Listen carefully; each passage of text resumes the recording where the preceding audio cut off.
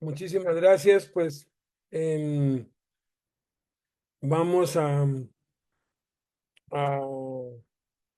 considerar las 7 palabras y los eventos sobrenaturales porque vienen asociados, ¿no? La palabra de Dios siempre está asociada con lo sobrenatural. Em, en el principio Dios habló y dijo sea la luz y fue la luz y luego dijo sean las estrellas y por la palabra de Dios fueron creados los cielos y la tierra y por la palabra de Dios fueron sanados y se hicieron milagros, por su palabra se detuvieron los vientos, las olas, por su palabra los demonios salían fuera. Entonces, las palabras de Cristo son las que tienen poder y hubo 7 palabras, que es lo que se conoce tradicionalmente, ¿verdad? Cada Semana Santa hacen lo que se llama el culto de las 7 palabras, ¿no? Y predican de esto que nos tomó más de 3 horas, únicamente predican esto.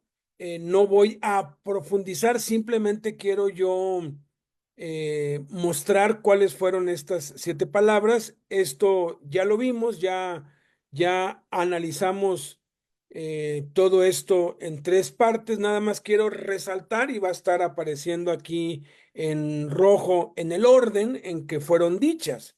El orden es importante porque si de verdad queremos que hayan eventos sobrenaturales en nuestra vida, que tengamos victoria, tenemos que afianzarnos, tenemos que arraigarnos en la palabra de Cristo. Y la primera palabra que él dijo estando en la cruz fue, Padre, perdónalos porque no saben lo que hacen. Es algo que debemos practicar hablando al Padre.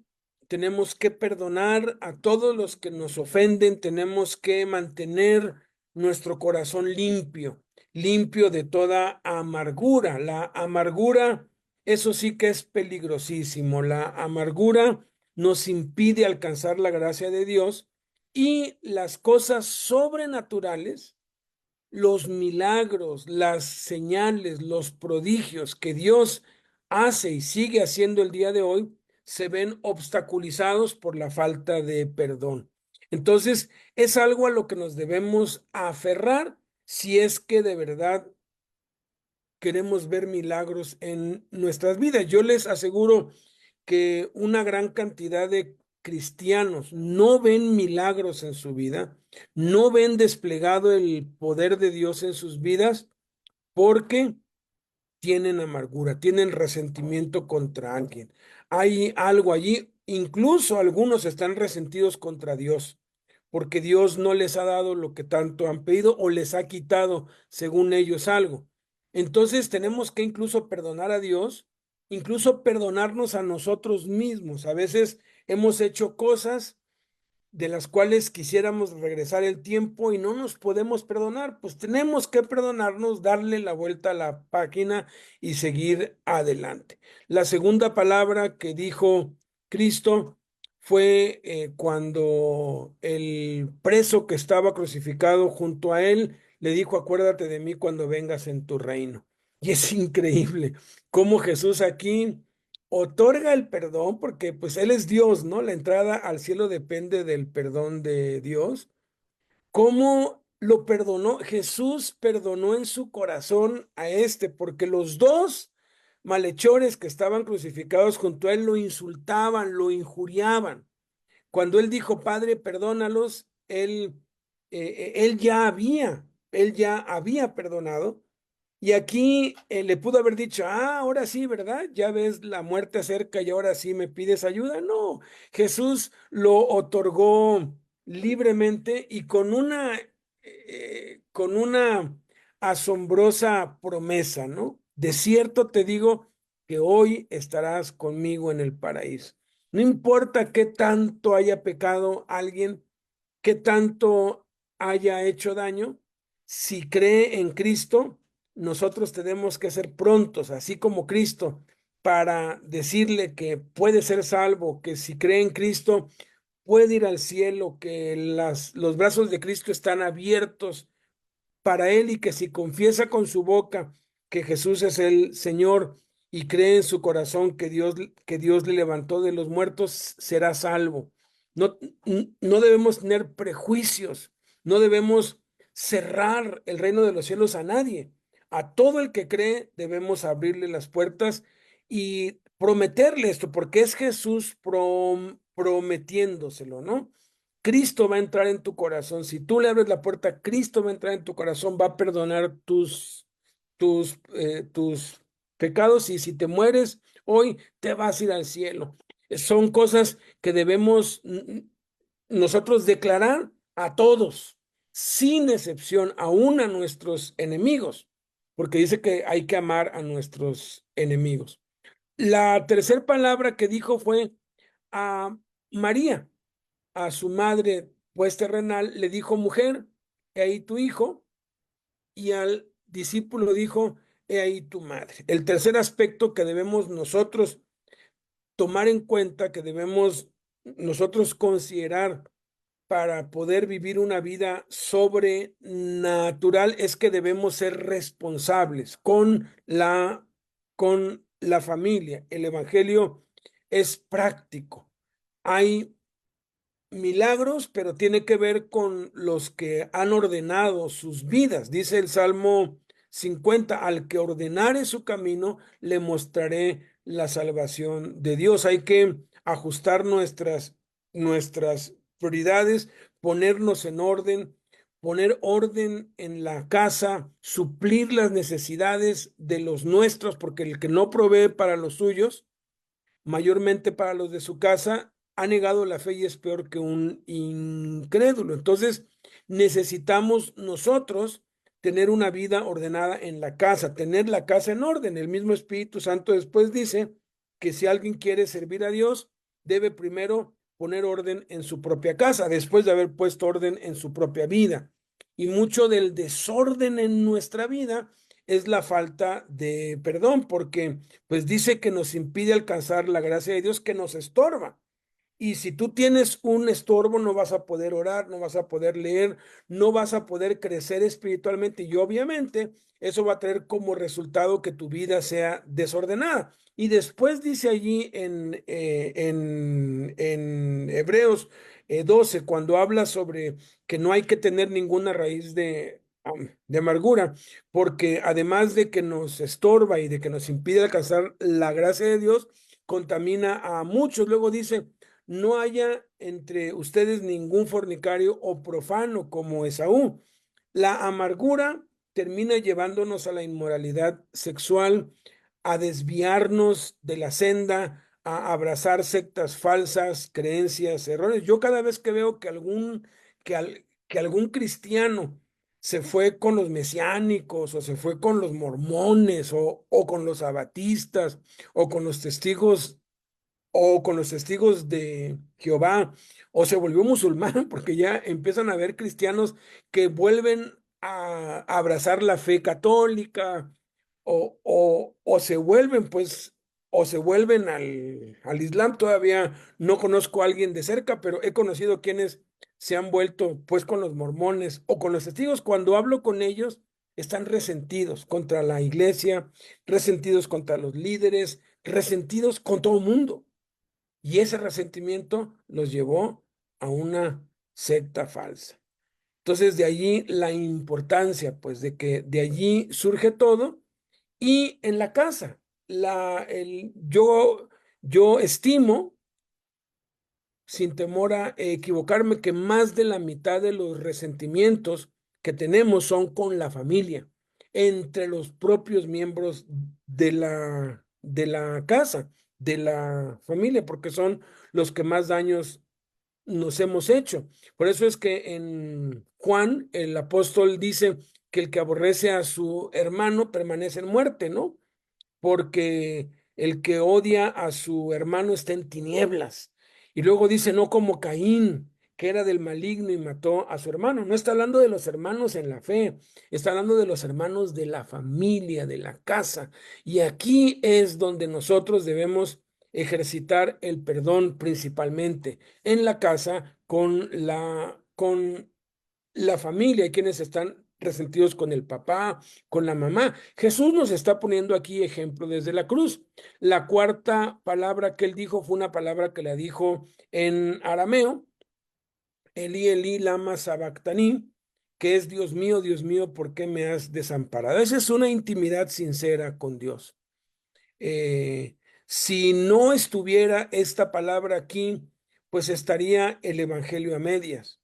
Porque si tenemos que perdonar y tenemos que obedecer el mandamiento de Dios de perdonar, eso no implica que podemos quejarnos abiertamente con Dios, que podemos ser totalmente abiertos y transparentes para con Dios. Y a Dios tenemos que decirle lo que nos duele, a Dios tenemos que a Dios tenemos que abrirle nuestro corazón y derramar nuestro corazón delante de Él. Tenemos que ser tal y como somos. Job es un ejemplo increíble de esto, porque Job perdió todo, adoró a Dios, pero en el capítulo 3 abrió su corazón y le dijo a Dios cómo se sentía, maldecía el día en que había nacido, hubiera deseado no haber nacido de tanto dolor que él experimentaba, pero ojo, sus quejas, sus lamentaciones, todo lo dirigía a Dios, no hacia otros. El que tiene amargura en su corazón se queja de los demás con los demás. El que ha sido limpiado de la amargura y ha perdonado, se queja es con Dios, vale quejarse con Dios, vale cuestionar a Dios, se vale decirle a Dios, no estoy de acuerdo con esto, estoy harto, estoy cansado, me quiero morir, quisiera desaparecer. Se vale preguntarle a Dios, se vale. Y esa es la, la cuarta palabra que él dijo. La quinta palabra que él dijo fue, tengo sed. Y esto simplemente es un reconocimiento de nuestras necesidades. Reconocer que necesitamos, que aún para lo más elemental dependemos de Dios. No ser hipócritas y hacerle creer a la gente que todo lo tenemos en orden, que todo lo tenemos arreglado y que hemos encontrado la llave para no tener ningún pues problema, pero eso no es bíblico ni tampoco es cierto. Yo en la cárcel, luego cuando les contaba pues los problemas que tenía con esto que se llama con esa blanquita y los pleitos y todo y las pues diferencias y lo difícil que a veces era, muchos pensaban, no, no, es cuento, ¿no? Hasta que se casaron y se dieron cuenta que los problemas en el matrimonio son algo real y algo serio y que Dios los permite para que maduremos, para que crezcamos. Y las dos últimas palabras son consumado es. Consumado es significa ya se terminó. Hay 5 cosas que consumó Jesús en la cruz y que debemos nosotros abrazar y creer. Dios nos ama, Dios nos ha perdonado, hemos sido hechos reyes, tenemos autoridad espiritual, hemos sido hechos sacerdotes, tenemos un llamado y un ministerio de parte de Dios y Jesucristo en cualquier momento viene. Esas 5 cosas fueron consumadas ya. Y entonces debemos ordenar nuestra vida en torno a eso, a que tenemos un llamado de parte de Dios, a que tenemos que servirle a Él, a que tenemos que andar como anduvo Cristo. No tenemos otra salida ni otra escapatoria y las palabras finales son geniales. Te encomiendo a ti todo, o sea, te encargo todo, te entrego mi vida. Sé tú quien gobiernes mi vida. Ya no quiero ser yo. Padre, en tus manos encomiendo mi espíritu. Es un resumen de lo que dice Gálatas 2:20. Con Cristo estoy juntamente crucificado. Ya no vivo yo, mas vive Cristo en mí. Todo lo que hago es encomendándoselo a Él. Y esto después de que Jesús habla esto, y como acabamos pues la semana pasada, entonces suceden eventos sobrenaturales. Hay 7 eventos sobrenaturales que suceden después de que Jesús expira. Y estos 7 eventos sobrenaturales representan 7 victorias, 7 victorias de Cristo que también son nuestra victoria, 7 triunfos. Cuando dice el Espíritu Santo en Colosenses que Jesús triunfó, cuando en segunda de Corintios se nos habla de que vamos siempre en triunfo en Cristo. Cuando se habla en Corintios también que el triunfo de Cristo, bueno, triunfó sobre estas 7 cosas. Y esto está aquí en los pasajes inmediatos una vez que Jesús expira. Dice, una vez que él expira, leo Mateo, Marcos, Lucas y Juan juntos, luego lo vamos a leer por separado y luego vamos a ver los 7 eventos sobrenaturales, las 7 victorias que tenemos en Cristo. Si bien fueron 7 palabras, hay 7 victorias una vez que Jesús expira. Y están tipificadas, están ilustradas, están manifestadas con cosas visibles que pasan y suceden una vez que Él expira en la cruz. Dice, y entonces, he aquí el velo del templo se rasgó en dos, de arriba a abajo, y la tierra tembló, y las rocas se partieron, y se abrieron los sepulcros, y muchos cuerpos de santos que habían dormido se levantaron, y saliendo de los sepulcros, después de la resurrección de él, vinieron a la santa ciudad y aparecieron a muchos. Y el centurión que estaba frente a él y los que estaban con él guardando a Jesús, visto el terremoto y las cosas que habían sido hechas, temieron en gran manera y dijeron, verdaderamente este era hijo de Dios. El centurión, viendo que después de clamar había expirado así, cuando vio lo que había acontecido, dio gloria a Dios diciendo, verdaderamente este hombre era justo, era hijo de Dios. Y toda la multitud de los que estaban presentes en este espectáculo, viendo lo que había acontecido, se volvían golpeándose el pecho.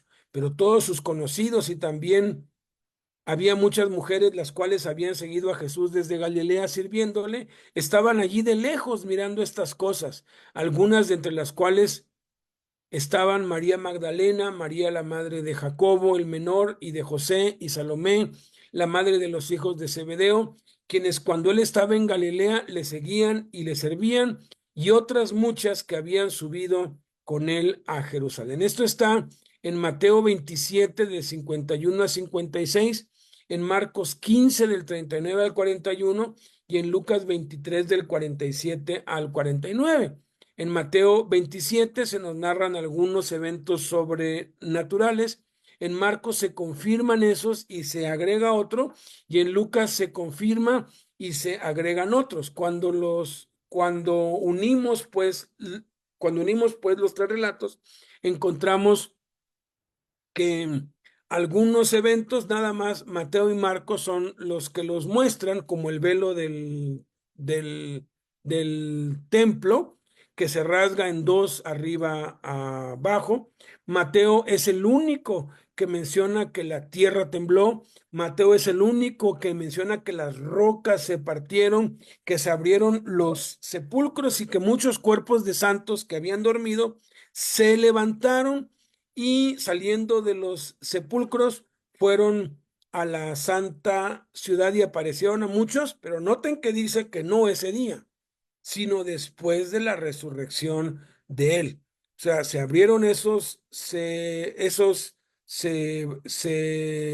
sepulcros y después de la resurrección de él apareció. O sea que cuando Cristo resucita, resucitan otros juntamente con él, las primicias de la resurrección. Y el centurión, esto lo muestran tanto Mateo como Marcos como Lucas, que estaba frente a él y los que estaban con él. Aquí nos muestra esto en dos partes. Nos muestra al centurión con el grupo de los que estaban guardando a Cristo, ¿no? Que todo ese grupo dijeron una cosa, verdaderamente este era el Hijo de Dios, y luego el centurión dijo algo personalmente él, verdaderamente este hombre era justo, era el Hijo de Dios, Lucas es el único que nos habla de la multitud de las que estaban, bueno, de los que estaban presentes que se fueron golpeándose el pecho. Y luego Mateo, Marcos, Lucas y Juan nos cuenta de que habían mujeres y muchos que le habían seguido desde Galilea y menciona algunos nombres. Entonces vamos a la materia, al grano, ¿verdad? ¿Qué aprendemos a Cristo? Lo primero que aprendemos a Cristo es cuando el velo del templo se rasgó. Eso significa que el acceso a la presencia de Dios está disponible para todos. Esta es la victoria sobre el pecado. Dice que el velo del templo se rasgó en dos, de arriba a abajo. Por el orden en cómo nos lo plantea aquí, se rasga en dos, como por en medio, antes de que Jesús expire. Una vez que Jesús expira, ¡pum!, se rasga completamente y se abre. ¿Qué es lo que significa esto? Que hay acceso a la presencia de Dios. Teniendo un sumo sacerdote que subió a los cielos, dice, entremos con plena confianza al lugar santísimo por la sangre de Jesucristo. Todos tenemos acceso a Dios.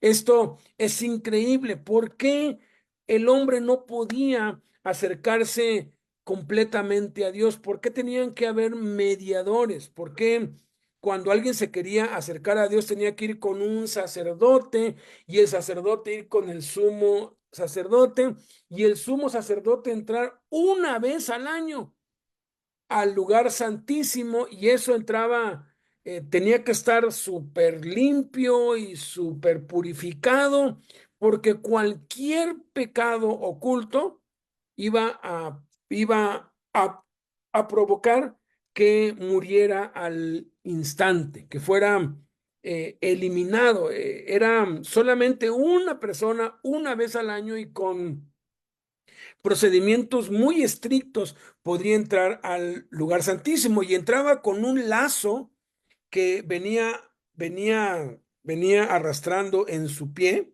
que se quedaba parte del lazo afuera, por si se moría lo pudieran jalar, porque nadie se podía meter ahí, ahí estaba el arca. Cuando en un pueblo los filisteos se asomaron al arca, murieron todos. Esa arca tenía poder, la santidad de Dios es fulminante y nadie se podía acercar a Dios por causa del pecado.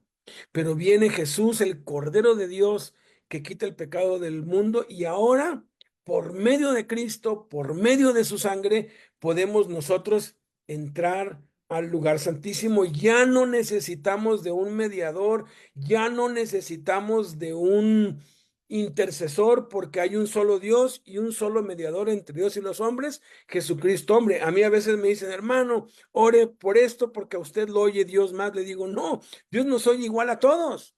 Todos tenemos acceso al lugar santísimo, a la presencia de Dios, porque el velo ya se rasgó. Y esa es la victoria sobre el pecado. Pero ojo, asociemos esto con las palabras de Cristo. Si nosotros no perdonamos, lo dijo Cristo, llorando, perdonad de todo corazón, porque si vosotros no perdonáis, tampoco vuestro Padre que está en los cielos os perdonará.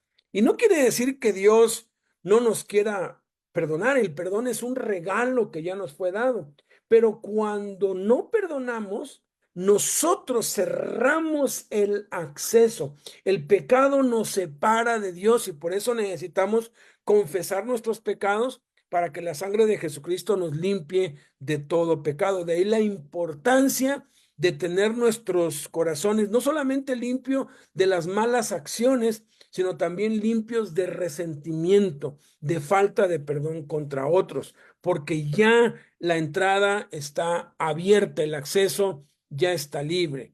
Segundo evento sobrenatural que pasa aquí es que la tierra tembló. Los terremotos vienen asociados con actividad espiritual.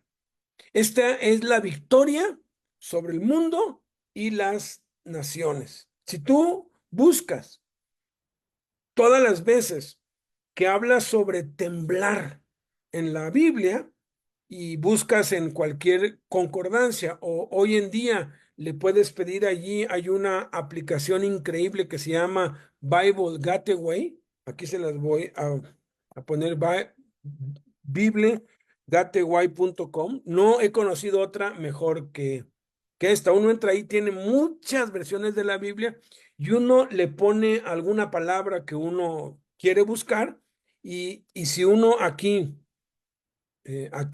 busca,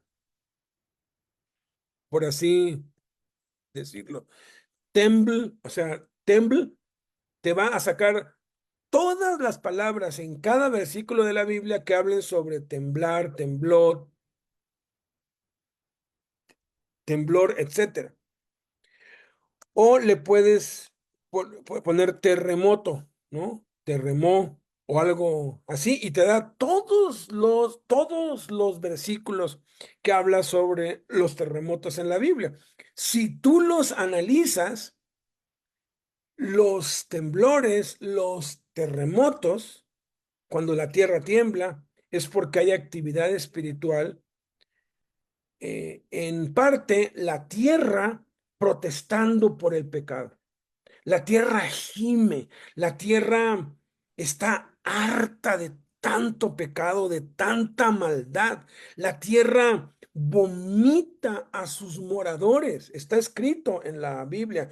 Tú vas a hallar que muchos temblores, muchos terremotos pasaron en las naciones paganas porque ya estaba, la tierra estaba hastiada del pecado y la tierra misma tragaba, hundía, vomitaba a la gente porque no soporta. La tierra resiente el pecado y Dios muestra su poder sobre las naciones con los temblores también. Dios profetiza y promete muchas veces, haré temblar a las naciones, haré temblar a los pueblos. Y en el Apocalipsis hay varias, es más, la palabra terremoto se repite muchas veces en el Apocalipsis. Dios los usa para ejecutar sus juicios. Y es como Dios demuestra que tiene poder sobre las naciones, porque por mucho poder que una nación tenga, con un terremoto, nada puede contra eso. Alguien una vez dijo que Dios nos ayude algún día y mande un temblor, no un terremoto, un temblor de esos que no destruyen todo, ¿no? Pero que lo sostenga como por 5 minutos. Y en 5 minutos evangelizamos al mundo entero, porque cuando empieza a temblar, la gente se dobla, la gente se da cuenta que no somos nada, que somos tan insignificantes y sin excepción todos claman a Dios porque un temblor es sobrenatural, es algo que el hombre todavía no puede enfrentar, que todavía no puede ni podrá vencer, pero es algo que Dios tiene y hubo un terremoto. Cuando Jesús expira, la tierra tembló, la tierra de tristeza, de ira. Al final la tierra va a descansar porque dice que la tierra anhela ardientemente la manifestación de los hijos de Dios. El tercer evento sobrenatural que vemos aquí después de que Cristo expira es que las rocas se partieron. Las rocas, habla de las rocas siempre en la Biblia, y acuérdense que la Biblia es su propio intérprete. Si vamos a interpretar la Biblia, es conforme a la propia Biblia. Las rocas siempre se han usado como testigos y memorial. Siempre, Dios siempre mandó edificar un altar de rocas. Abraham puso piedras allí en donde se le apareció Dios. Igual cuando Josué lleva al pueblo, toman piedras del río Jordán y las ponen en la, en, en la tierra como memorial, como un testigo, ¿sí? De lo que había pues pasado. Y a través de toda la Biblia encontramos que las rocas, que las piedras eran usadas para que atestiguaran y para que sirvieran como recordatorio, como historia. Jesús mismo dijo que si los niños callaran, porque le dijeron, calla a esos niños que están diciendo que tú eres Dios, que tú eres el Mesías, que tú eres el hijo de David que se va a sentar en el trono eternamente. Él dijo, si estos callaran, las rocas clamarían, las piedras clamarían. Ahora, algo interesante es que el material con el que están hechos los cassettes y todos los dispositivos que graban audio y graban video y pues graban todo eso, están hechos de las rocas, está extraído de allí. Hay muchos avances ya en este punto porque las rocas conservan los sonidos, los guardan, ya han podido extraer de algunas rocas algunos sonidos ambientales, este, y están procurando que la tecnología avance para poder extraer lo que está grabado en las rocas. ¿Se imaginan? Miren, si nosotros callamos, Dios va a permitir que la tecnología crezca para que la gente pueda corroborar que en el monte Sinaí esas rocas hablen y se escuche ahí la voz de Dios dando los 10 mandamientos, porque las rocas sirven como testigos y memorial y se nos compara a nosotros con piedras vivas. Entonces, esto significa una victoria sobre la historia. La historia de la humanidad gira alrededor de la cruz de Cristo, antes de Cristo, después de Cristo, porque no ha habido otro suceso más grande y hasta el día de hoy, por más que han intentado refutarlo, no han podido ni podrán. La cuarta señal sobrenatural que pasó ese día fue que se abrieron los sepulcros. Esta es una victoria sobre la muerte y sobre el diablo. Dice que se abrieron los sepulcros. Esto es impresionante, impresionante. En Israel, en lo que era el templo, ya no está el templo. La ciudad era una ciudad amurallada. Y hay una puerta que es la única puerta que ha sobrevivido junto con el muro que se conoce como el Cotel o el muro o el muro de los lamentos. Curiosamente, la puerta oriental o la puerta que da hacia el Oriente, a través de los siglos, milagrosamente ha sido preservada. Han destruido la ciudad de Jerusalén infinidad de veces, pero esa puerta, por alguna razón, siempre queda de pie, de pie, de pie, de pie, como que la pasan por alto y así han pasado los siglos. Y el día de hoy es uno de los lugares más resguardados por los judíos, porque la profecía dice que por esa puerta va a entrar el Mesías, que cuando él venga viene al Monte de los Olivos, esa puerta oriental o la puerta que da hacia el oriente, este, está enfrente del Monte de los Olivos. Y entre esa puerta y el Monte de los Olivos hay un valle. Y allí, justo abajo de esa puerta, hay un cementerio inmenso, inmenso. Eso ya no tiene, está copadísimo. Todos los judíos quieren ser enterrados allá. Hay millones enterrados, se han cavado hacia abajo y han metido. Y lo que se ve por acá afuera es lo que está en la superficie, pero hacia abajo hay millones de huesos. Han hecho con la tecnología y con otros medios que se puedan enterrar allí los huesos de los judíos y todos quieren ser enterrados ahí. ¿Por qué? Porque como Jesús va a venir por segunda vez, para ellos va a ser la primera vez, ellos saben que la profecía dice que cuando el Mesías llegue, va a resucitar a los muertos. Entonces, quieren que sus huesos estén allí para que los resucite de una, ¿no? Entonces, Los sepulcros, la mayoría de los eruditos asegura que era de esta área donde los judíos habían enterrado los huesos de José. Los huesos de David no están enterrados ahí porque están en un féretro y están afuera, pero allí históricamente es el área donde se entierran a los reyes y a los santos y a los profetas, etcétera. Entonces, obviamente, dice que eran cuerpos de santos, ¿no?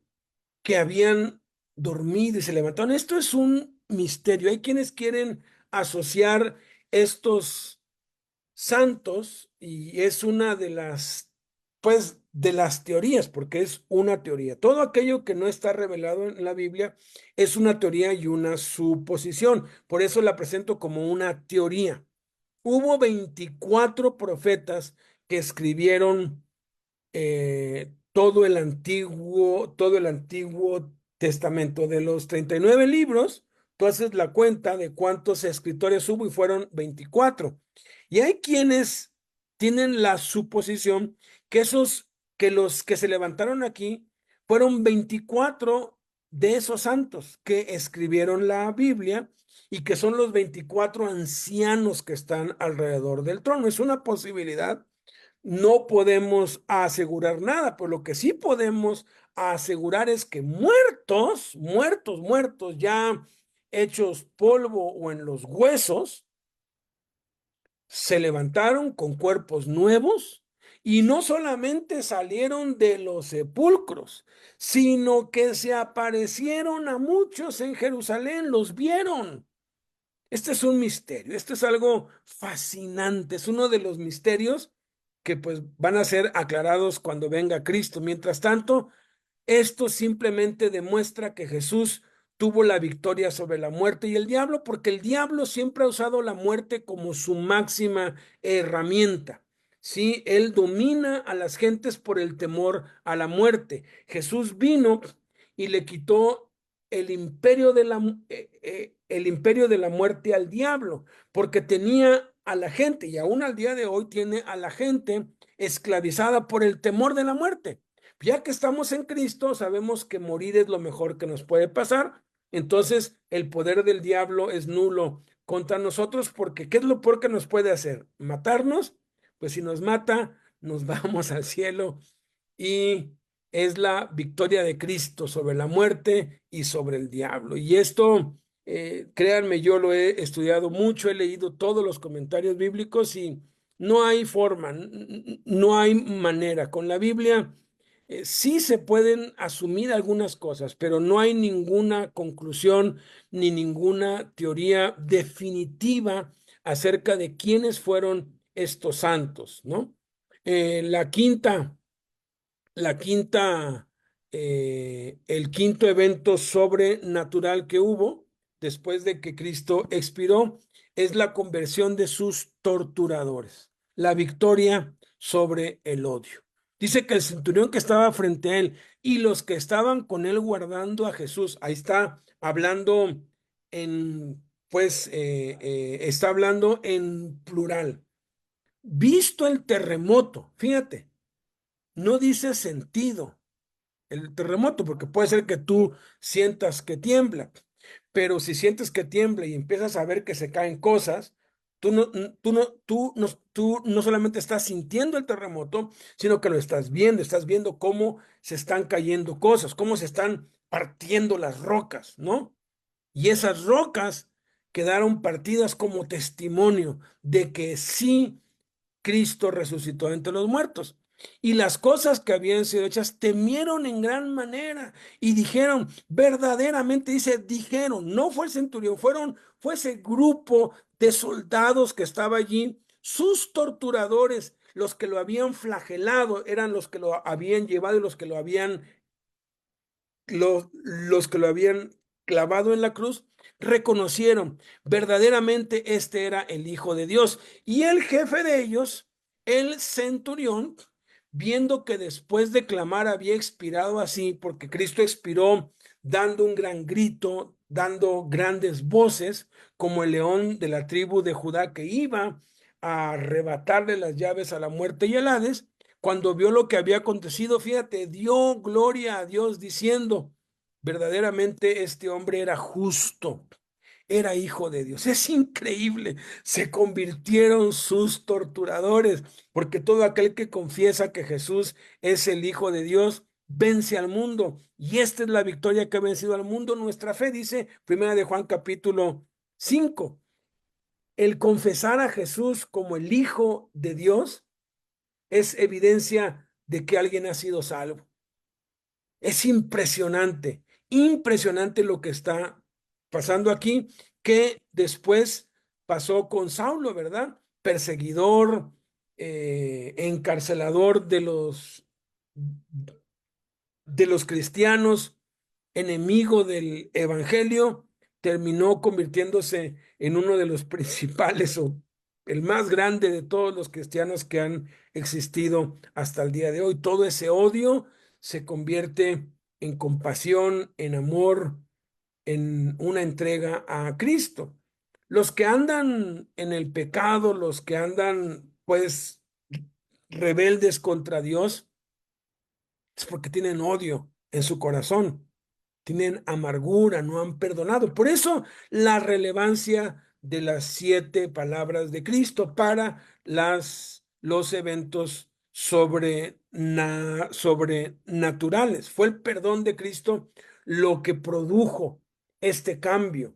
Dice la Escritura, cuando los caminos del hombre son agradables a Dios, aún a sus enemigos hace estar en paz con él. Yo hace muchos años leí y no la he vuelto a hallar, y sí me acuerdo que sí lo leí en una versión antigua de la Biblia que dice hasta sus peores enemigos. Como quiera que sea, un enemigo es un enemigo y alguien que te odia.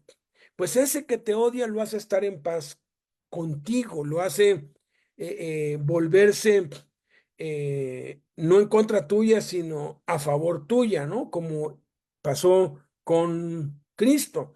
Se cuenta que los soldados romanos que fueron comisionados para crucificar a Pedro, cuando Pedro les pidió que lo crucificaran de cabeza, que fue su última petición, esos mismos soldados, por el testimonio que les dio Pedro, se convirtieron a Cristo, se bautizaron allí, en ese, en ese mismo lugar, y en ese mismo lugar dieron sus vidas y fueron martirizados por el Evangelio de Cristo. Es increíble cómo el perdón es la base, la verdad, para una vida sobrenatural, sobrenatural.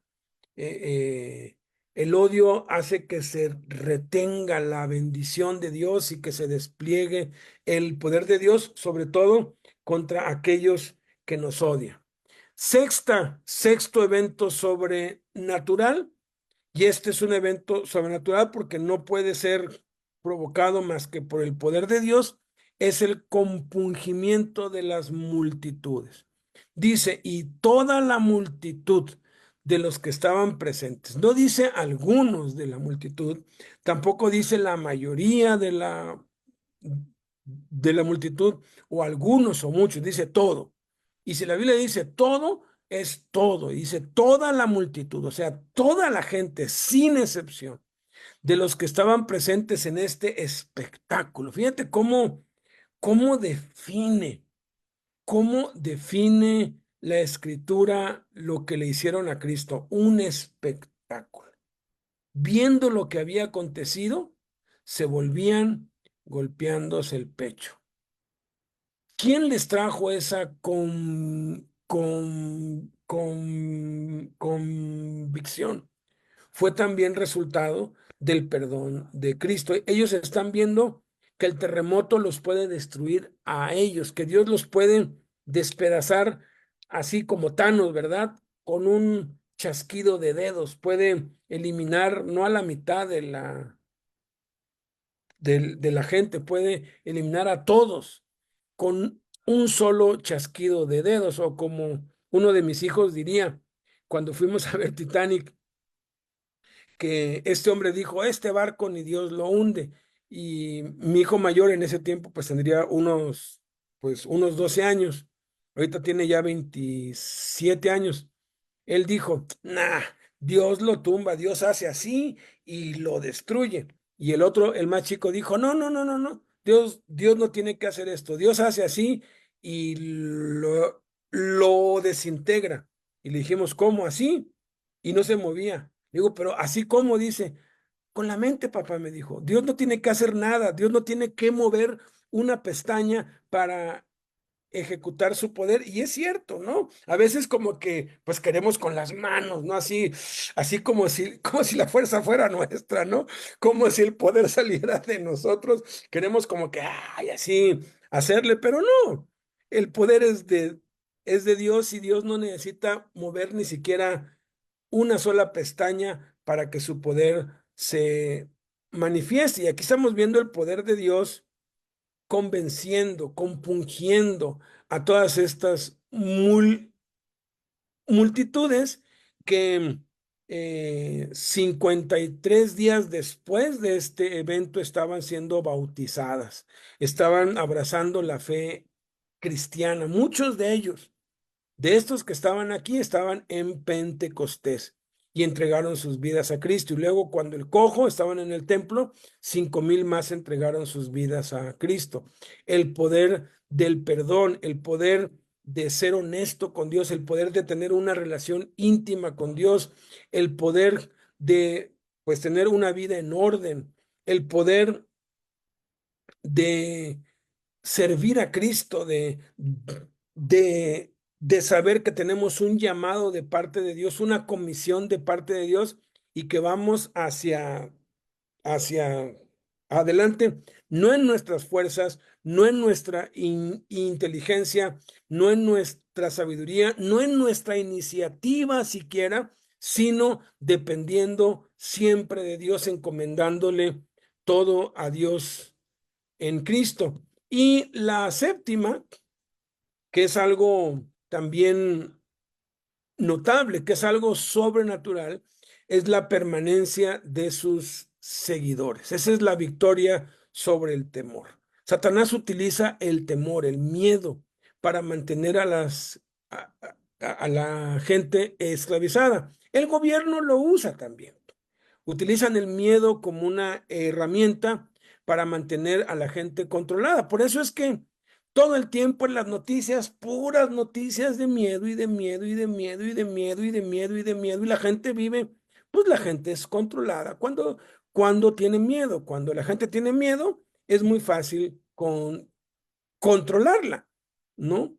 Pero aquí estamos viendo que el Espíritu Santo hizo algo sobrenatural porque los que le seguían, y noten esto, los discípulos huyeron y estaban escondidos. Solamente el apóstol Juan estaba al pie de la cruz porque el apóstol Juan era conocido del sumo sacerdote, posiblemente hacía negocios con el papá, tenía influencias, estaba tapiñado, por así decirlo, ¿no? Pero todos los demás estaban escondidos. Pedro ya lo había pues negado 3 veces. Pero aquí habla del resto, ¿no? A veces cuando vemos que uno cae, cuando vemos que uno falla, tendemos a pensar que todos fallan, ¿no? A veces nos pasa como Elías, ¿no? Soy el único que queda. Nada más yo te sigo. Y le dice Dios, hey, tranquilo, tranquilo, Elías, no te tomes tan en serio. Todavía tengo 7,000 que me he reservado, que no han doblado su rodilla ante Baal, o sea, no eres el único, ¿no? Entonces, el hecho de que algún líder caiga o fracase no quiere decir que todos ya somos así, porque Dios no hace diferencia, Dios no pone a unos encima de otros. Para Dios somos hermanos todos. Algunos somos hermanos mayores por el tiempo, pero al final de cuentas todos estamos igual. Entonces, de la inmensa mayoría, o sea, de los miles que seguían a Cristo, pues había uno que se había suicidado, otro que lo había negado, 9 que habían huido y estaban escondidos y uno que estaba tapiñado junto a la cruz, pero no podemos juzgar a todos por esos 12. la mayoría gana, ¿verdad? Y aquí dice que todos sus conocidos. Y también había muchas mujeres, qué impresionante, las mujeres dándole lecciones a los hombres, las cuales habían seguido a Jesús desde Galilea sirviéndole, estaban allí de lejos mirando estas cosas, algunas de entre las cuales estaba María Magdalena, María la madre de Jacobo, eh, el menor y de José y Salomé, la madre de los hijos de Zebedeo, a quienes cuando él estaba en Galilea le seguían y le servían, y otras muchas que le habían seguido, que habían subido con él a Jerusalén. Aquí dice todos sus conocidos, o sea, no todos huyeron. No todos se amedrentaron, unos pocos, la mayoría permaneció firme. Y eso lo podemos ver a través de la historia en las persecuciones. Masacraron literalmente a millones de cristianos que lo único que querían hacerlo es forzarlos a blasfemar, forzarlos a que negaran a Cristo, y aun cuando les veían ahí que estaban matando a sus hijos, violando a sus esposas enfrente de sus ojos, no negaban a Cristo. Esos son los verdaderos campeones. Eso solamente lo puede hacer el Espíritu Santo. Eso es algo sobrenatural. El único que nos puede dar victoria sobre el temor, sobre el miedo, es el Espíritu Santo. Y hay muchos héroes así el día de hoy. Entonces, la vida sobrenatural comienza con el perdón, con el no tener resentimiento contra nada ni contra nadie. Continúa por medio de, como, como habíamos visto hace un rato, continúa por medio de abrir la puerta de los cielos a todos, de no tener prejuicios contra nadie, sigue poniendo en orden las cosas en el hogar, siendo sincero y transparente con Dios, desahogándonos con Él, reconociendo nuestras necesidades, sirviéndolo, eh, eh, ordenando nuestra vida en torno a lo que Él consumó y al propósito que es que le sirvamos y ejerzamos la autoridad que hemos recibido de parte de Él, y dejando que Él tome las riendas de nuestra vida, que sea Él el que nos gobierne. Todo esto se puede resumir con Gálatas 2:20. Con Cristo estoy juntamente crucificado, y al estar crucificado perdono. Al estar crucificado tengo compasión de otros, abro la puerta de los cielos a otros. Al estar crucificado pongo orden en mi casa. Al estar crucificado soy honesto para con Dios. Al estar crucificado reconozco mis necesidades, mis debilidades. Al estar crucificado me enfoco en el llamado que Dios me ha hecho para que le sirva, y encomiendo todo lo que haga y todo lo que diga al Padre. Tomemos esto en cuenta, apliquémoslo en nuestra vida, y estemos listos para una vida sobrenatural, porque lo sobrenatural debería ser lo normal en la vida cristiana.